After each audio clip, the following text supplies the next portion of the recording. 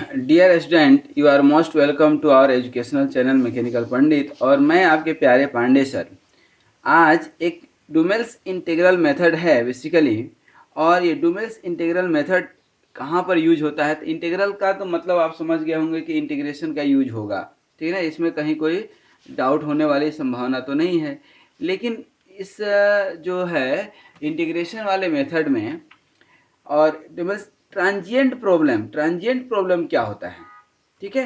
तो देखिए हम लोग अभी तक जो है जैसे लेक्चर नंबर 114 है, इसका मतलब कि इसके पहले 113 तक पढ़ चुके होंगे। तो वाइब्रेशन के अनेक प्रॉब्लम सॉल्व किए हम लोग, चाहे वो फ्री वाइब्रेशन हो, ठीक ना, डैम्प्ड वाइब्रेशन हो या अनडैम्प्ड वाइब्रेशन हो, फोर्स्ड वाइब्रेशन हो, या जो है स्टेडी स्टेट वाइब्रेशन हो या ट्रांजिएंट वाइब्रेशन, ये सारे प्रॉब्लम सॉल्व किए। अब हमने आपको बताया था कि स्टेडी वाइब्रेशन और ट्रांजिएंट वाइब्रेशन में एक थोड़ा सा फर्क है कि स्टेडी वाइब्रेशन खत्म नहीं होता है, वो समय के साथ जो है वो चलते जाएगा, समय के साथ खत्म नहीं होता है, it will not die out. But जो है transient vibration goes die out with the time, ठीक है ना। अब जैसा कि आप देख पा रहे होंगे कि कोई आपका जो है स्प्रिंग मास सिस्टम है, उसका कैरेक्टरिस्टिक्स इक्वेशन है। तो कैरेक्टरिस्टिक्स इक्वेशन फोर्स्ड वाइब्रेशन में सॉल्व किए थे, तो आपको याद होगा कि दो तरह से इसका सॉल्व करते थे। जैसे आपका m x double dot plus c x dot plus के x equal to f sine omega t होता है, ठीक है ना। तो इसका जब आप सॉल्यूशन निकाले थे, ठीक है ना, तो क्या निकला था? दो सॉल्यूशन निकला था, पर्टिकुलर इंटीग्रल और कॉम्प्लीमेंट्री सॉल्यूशन, ठीक है ना। तो दो सॉल्यूशन मिल करके, और यही कॉम्प्लीमेंट्री वाला जो था आपका ट्रांजिएंट था, और पर्टिकुलर वाला जो था आपका एसटीडी वाइब्रेशन था, ठीक है। तो टॉपिक आज का जो है हमारा ट्रांजिएंट वाइब्रेशन है। अच्छा, दूसरा चीज कि अब जस्ट लास्ट लेक्चर में हमने लैप्लास ट्रांसफॉर्म बताए थे। तो अब देखिए वाइब्रेशन में कई सारा जो है हमने कॉन्सेप्ट बताया आपको कि लाप्लास ट्रांसफॉर्म जो है इसलिए यूज करते हैं कि वह एसटीडी और ट्रांजिएंट वाइब्रेशन में दोनों जगह इक्वली एप्लीकेबल हो, डिफ्रेंसिएशन और इंटीग्रेशन के बियॉन्ड काम करता है, और डायरेक्ट फार्मूला अवेलेबल है, ठीक है। कांस्टेंट ऑफ इंटीग्रेशन नहीं निकालना पड़ता। ये सारे बेनिफिट्स थे लाप्लास के। तो शायद उसी तरह का कुछ बेनिफिट्स इससे भी हमको मिलेगा, किससे? डुमेल इंटीग्रल मेथड से। अब क्या मिलता है, तो थोड़ा सा हम जो है अपने बैकग्राउंड में जाएंगे। बैकग्राउंड कहे तो जो हमारा फोर्स वाइब्रेशन का इक्वेशन था, वह इक्वेशन जो है आपको याद होगा, ठीक है ना। अब कैसे याद होगा? तो अब थोड़ा सा ध्यान दीजिएगा कि कोई हमारा सिस्टम है, ये कोई हमारा सिस्टम है, इसमें स्प्रिंग है और इसके ऊपर मास ये लटका हुआ है, ये मास है, और ये स्प्रिंग स्टिफनेस के है। जब इसका फ्री बॉडी डायग्राम आप देखेंगे, फ्री बॉडी डायग्राम देखेंगे, तो बेसिकली ये जो मास है आपका, इसके ऊपर एक स्प्रिंग फोर्स लग रहा होगा के डेल्टा, के क्या है? Spring stiffness. और इसके ऊपर जो है सेल्फ वेट लग रहा होगा एम जी, ठीक है। यदि इसके ऊपर कोई एक्सेलरेशन दे दें, ठीक है ना, इनर्शिया फोर्स हम लगा दें, तब यही जो है एम जी के साथ साथ ये जो है क्या हो जाएगा? एम एक्स डबल डॉट, जिसको इनर्शिया फोर्स आप बोले थे। तो यहाँ पर ऊपर में क्या हो जाएगा? ये के, और ये नेचुरल जो डिफ्लेक्शन है उसके साथ स्टैटिक डिफ्लेक्शन आ जाएगा, दैट मीन्स की डेल्टा प्लस एक्स हो जाएगा कि नहीं। और इसको जब सॉल्व किए थे तो हमारा इक्वेशन आया था M x double dot plus के एक्स इक्वल टू 0, ये फ्री वाइब्रेशन का। और इसका सॉल्यूशन क्या होता है? x equal to a cos omega N T और plus b sine omega N t. A और b क्या है? कांस्टेंट है। और ओमेगा एन क्या है? नेचुरल फ्रीक्वेंसी निकला था, याद होगा आपको। और ये क्या होता है? स्क्वायर रूट के बाई एम, यही होता है कि नहीं। तो यहाँ पर हमने ये सारे इक्वेशंस निकाले थे। इक्वेशन में हम आपको याद दिला दें कि x क्या है? इसका डिस्प्लेसमेंट है। x क्या है? डिस्प्लेसमेंट है। और x डॉट जो है इसका क्या है? वेलोसिटी है। और x डबल डॉट क्या है? एक्सेलरेशन है। अब ये इक्वेशन जो सॉल्व किए थे, इसी इक्वेशन को थोड़ा सा आगे हम बढ़ा दें, थोड़ा सा आगे बढ़ाएंगे तो x का सॉल्यूशन निकला था, x का सॉल्यूशन निकला था, यही सॉल्यूशन जो है आप वेलोसिटी के टर्म में जब लिखते हैं, ठीक है ना, जो है डिस्प्लेसमेंट के टर्म में, तो मतलब कि एट टी इक्वल टू 0 पर x क्या मान लिए x नट, और t इक्वल टू 0 पर ही x क्या हम मान लिए x, मतलब कि x नट डॉट मतलब कि v नट, ठीक है।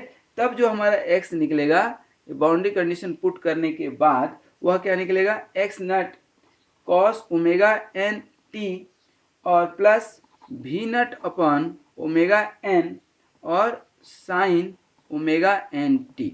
ये आपका क्या निकलेगा, इक्वेशन निकलेगा दोस्तों, ठीक है।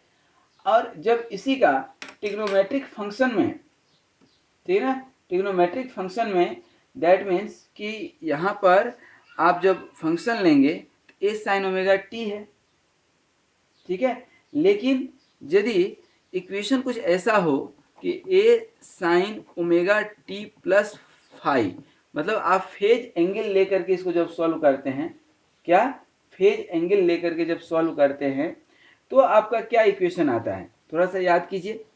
आपका जो इक्वेशन आता है वह इक्वेशन क्या आता है कि x इक्वल टू, जब फेज एंगल कंसीडर किए तब, तो x इक्वल टू, अब a और b थोड़ा सा हम हटा देते हैं, ठीक है ना, तो यहाँ पर c और cos phi cos omega N T plus c sine phi और यहाँ पर साइन ओमेगा एन टी आ गया। दैट मीन्स कि c इक्वल टू क्या आ गया, cos omega N T minus five, सही है।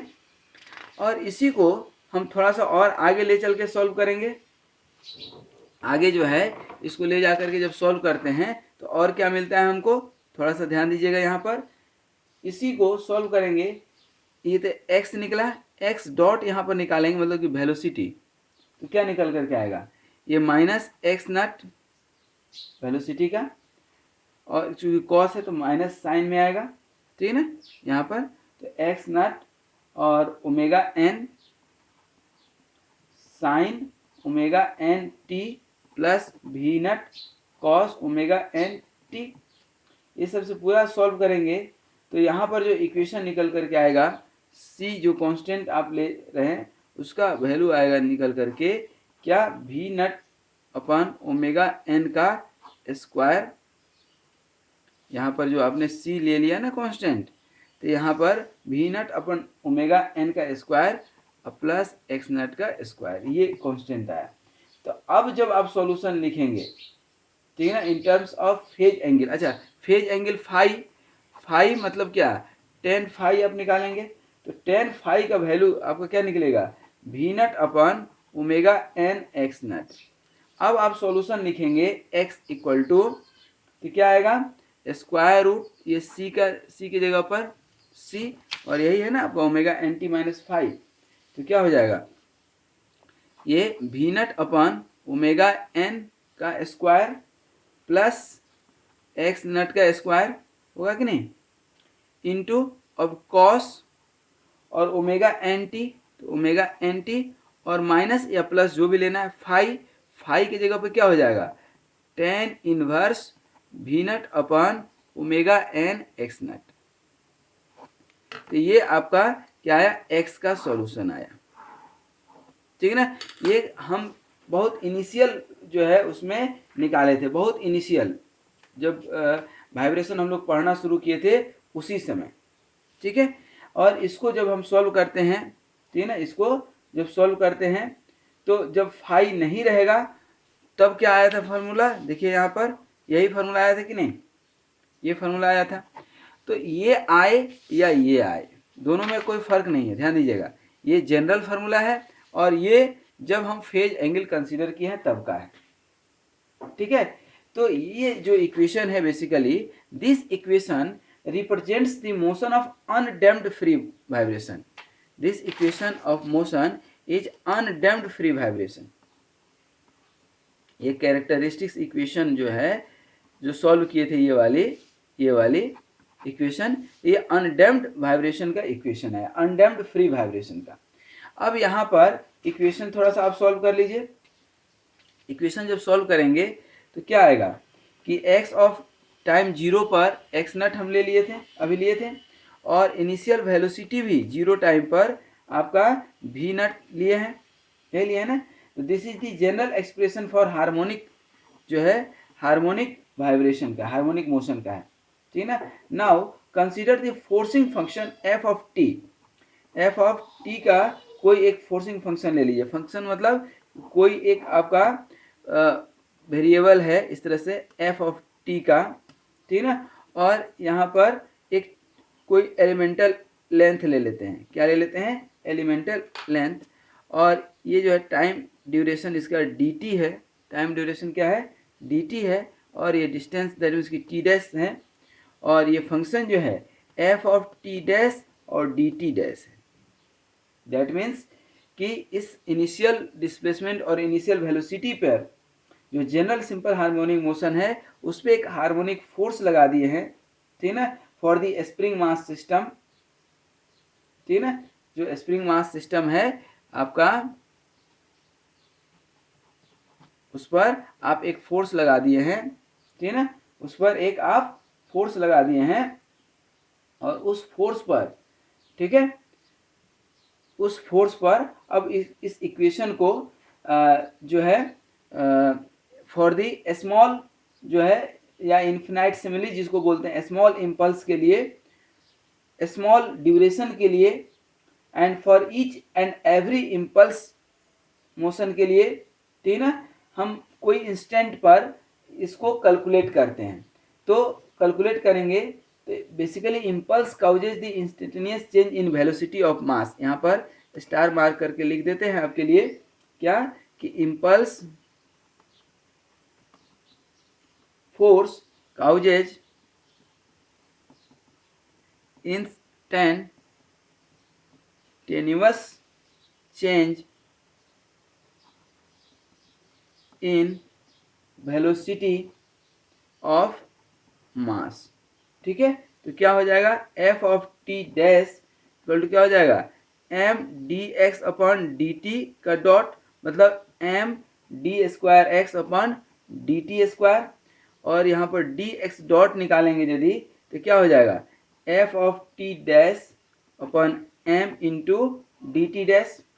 यहाँ तक कोई डाउट, यहाँ तक डाउट होने की कोई संभावना नहीं है।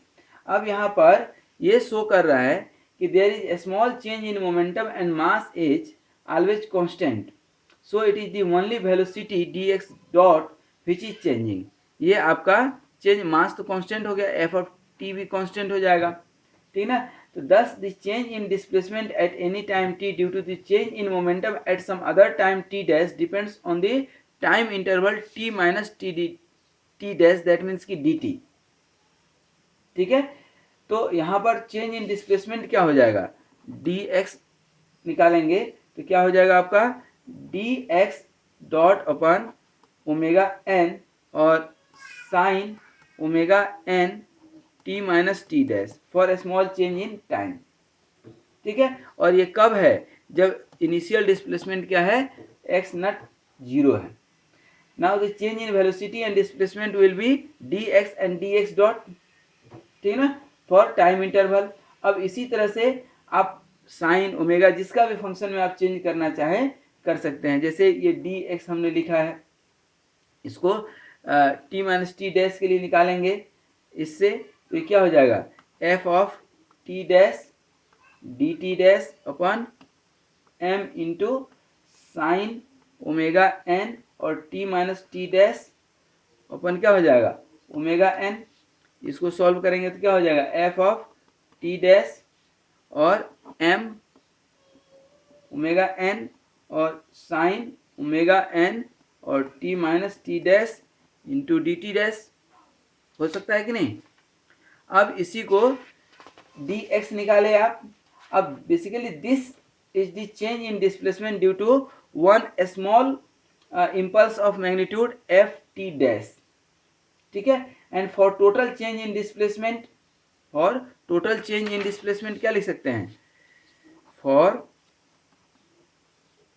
टोटल चेंज इन डिस्प्लेसमेंट अब क्या करना पड़ेगा, इंटीग्रेशन करना पड़ेगा। तो इंटीग्रेशन करेंगे आप, ठीक है ना, for the individual impulse x equal to ये हाफ m/w(n), ध्यान दीजिए ये यहीं से हम उठा रहे हैं, ठीक है ना, यही वाला उठा रहे हैं चीज़।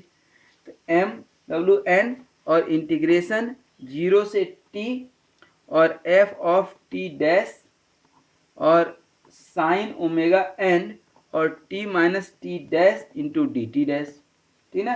तो दिस इक्वेशन इज बेसिकली, यही इक्वेशन जो है, ये जो आप इक्वेशन देखे, इसी को हम लोग बोलते हैं डुहामेल्स इंटीग्रल्स, डुहामेल्स इंटीग्रल।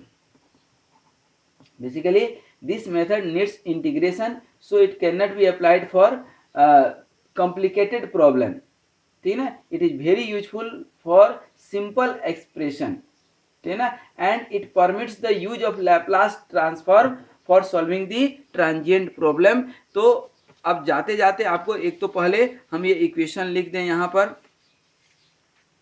कि आपका जो इक्वेशन निकल कर के आया, क्या आया, x इक्वल टू, ठीक है ना, 1/m/w(n) और f ऑफ t डैश और साइन ओमेगा n और t minus T dash into D T dash, और ये 0 से t के लिए आप डिस्प्लेसमेंट निकाल सकते हैं। लेकिन अब ये इंटीग्रेशन क्या हो जाता है कि टफ हो जाता है। तो बहुत सिंपल प्रॉब्लम के लिए तो हम ये फाइंड आउट कर सकते हैं, लेकिन कॉम्प्लेक्स प्रॉब्लम के लिए नहीं कर सकते हैं। इसीलिए लैप्लास का प्रॉब्लम जो हम सॉल्व करते हैं, या बोलिए कि ट्रांजिएंट प्रॉब्लम में क्यों पढ़ते हैं डुहामेल्स इंटीग्रल, तो यही डुहामेल इंटीग्रल्स है जो हमें लैप्लास ट्रांसफॉर्मेशन में बेसिकली हेल्प करता है। इसका बहुत ज़्यादा फिजिकल ना सिग्निफिकेंस है, ना कोई फिजिकल इसका प्रेजेंस है, ना ही कोई फिजिकल इसका डायरेक्ट एप्लीकेशन है, क्योंकि छोटे प्रॉब्लम तो आप ऐसे भी जनरल मेथड से कर सकते हैं, इंटीग्रेशन और डिफरेंशिएशन कर सकते हैं। जहां कॉम्प्लिकेटेड आएगा वहां पर लाप्लास यूज करेंगे, लेकिन लाप्लास को सॉल्व करने में ये Duhamel's integral for a short interval of time help करता है। इसीलिए हम लोग डुहामेल्स इंटीग्रल पढ़ते हैं, अदरवाइज पढ़ते ही नहीं। तो thank you very much for watching this video. आपने देखा कि किस तरह से एक छोटे से प्रॉब्लम को हम लोग डुहामेल इंटीग्रल से सॉल्व कर सकते हैं। इसको कैसे सॉल्व कर सकते हैं आपने इसको देखा अच्छे से, ठीक है। तो thank you very much for watching this video and be happy, be healthy and keep smiling, keep watching such kind of video and keep sharing, keep promoting this channel. Thank you very much once again.